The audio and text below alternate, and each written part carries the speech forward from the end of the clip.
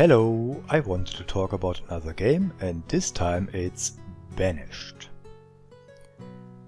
In Banished you have to build a new city for a band of outcasts who got, well, banished. We don't know why they are banished, we don't know where this is taking place exactly. Technology-wise, I'd say medieval times. In the beginning you want to give your new town a proper name, and there are various map seeds that customize your map completely random. There are some good numbers you can get on the internet and just put in here. You have to choose the terrain type, which can be valleys with more plains, or mountains, which is a more rocky thing with less room for bigger farms. The terrain size, nothing to explain here. The climate, which will have a different kind of winters and summer periods. Mild, fair and harsh. I don't think I have to get into details here. Longer winters and shorter summers will mean you will have less time to harvest. There will be less food, and that will make the game harder. You can decide to have disasters. That means fires which you need to extinguish. You will need to build some wells for that. You can't just use the nearby river. And then there could be vermin and your fields could be infested with them, which will lower your food production. Starting conditions, again, you can have more resources at the start or less resources at the start. In the beginning you will start somewhere on the map with your first few people. You will have a barn with coats and tools and some food for the start. And also a stockpile where you have firewood, iron, logs and stone. You will have two types of vegetable seed which you can use to plant a crop field. In this game we have beans and pumpkins. Now just give this a little street, a dirt road in this case, and then you have to manage your people. You have 10 and 2 of them now needs to be farmers. They will immediately take a tool and get to the farm and start getting beans and pumpkins on the field. You can have the others get wood. There's also a bunch of stones and a bunch of iron lying around. Now your first important things to build, aside from farms, are of course houses. Yeah. What these people need is food and shelter. Now you won't get anything built without getting some people changing their jobs to builders. Also, if you want to have a house, there needs to be a road in front of them. Now, this is already looking like a good setup.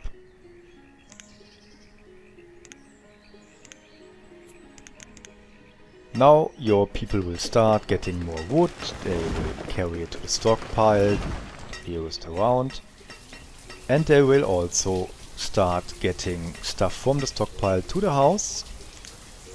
So all the stuff they need to build the house is there. The amount of stuff you can get from your surroundings is limited.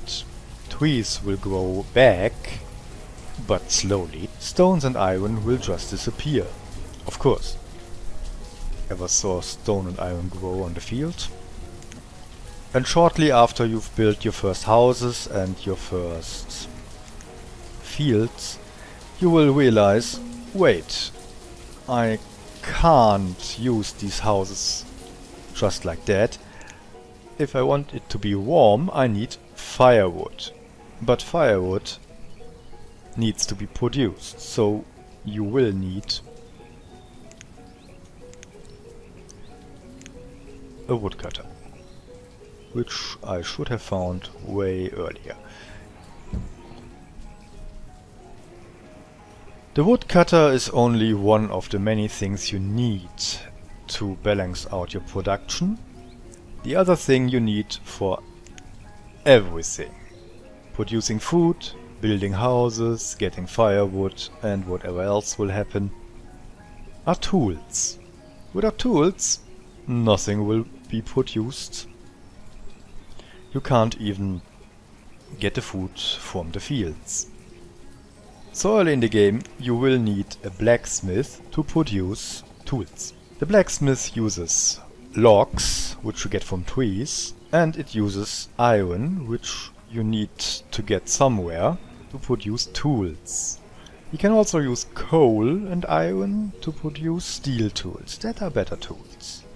Already we are only at the start and it's quite complex, and it's not some easy to read production lines where there's crop and then you go to a bakery and then you produce bread and the bread will be there to feed the people. This is more complicated from the get-go.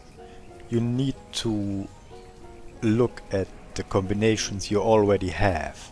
You need the logs to produce firewood, you need the logs to produce houses. You also need logs to get tools. So how many of these logs do you have to produce? And what else do you have to produce? It's not all going into one direction. Not all your resources are just used for one thing. Later on, your little towns will be probably looking like this. And there's quite a lot to keep in mind here. First off, you need houses, so people have a home and will start to have children. Because all your citizens only live for around 70 to 80 years. They have a lifespan, and if there are no new children, you won't have many people around. The children need to have a school. Now, they don't really need to have a school, they could work without one, but they are being more productive in their adulthood if they had a proper education. Your houses need firewood to keep the people inside warm, and the people will get various different food types or a healthy diet. You can manage and get an overview over your production and consumption in the town hall.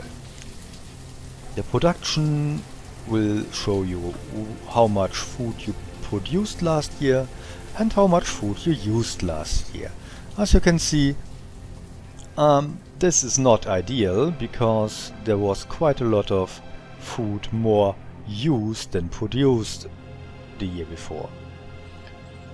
And already it's getting way more used than produced, which is normal because it's summer. Harvest is in autumn, so the production will skyrocket then. People will get their food and other supplies at a market. And if there's no market, they will go and get it directly from one of the storage barns and the stockpiles. As you can see, we have a disease, outbreak of scarlet fever. Even if you play without disasters, these things can happen. But it's not that big of a problem. We have a hospital and a doctor working here. If you want more different vegetable seeds or fruit seeds, you need to trade. To trade you have to build a harbor, and then various traders will come with their ships and offer you stuff. Like livestock, other seeds, or just more wood, stone and food.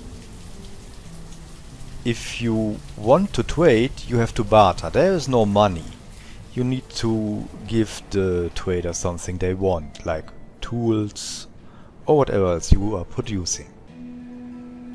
One rather interesting feature is the follow mode. You can follow your citizens around, watching them doing their daily work. Let's follow Mabel.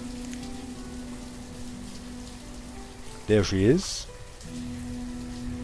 Mabel the farmer is working, so now we can see her going to the farm, using a tool, and now it's broken, I guess, and she's getting a new tool. Going back to the city, town, settlement, probably to the market. Yeah, there we go. And it's back to working.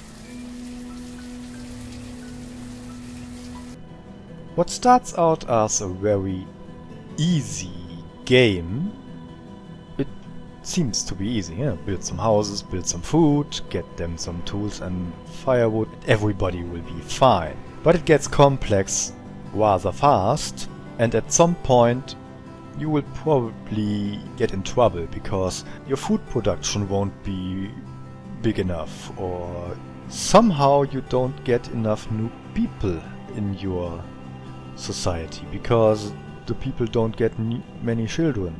You will have to find ways to overcome these problems. As far as these kind of games go, Banished is a little gem. It's a nice city builder, the survival aspect is pretty interesting too, and the rather complex resource management is quite enjoyable.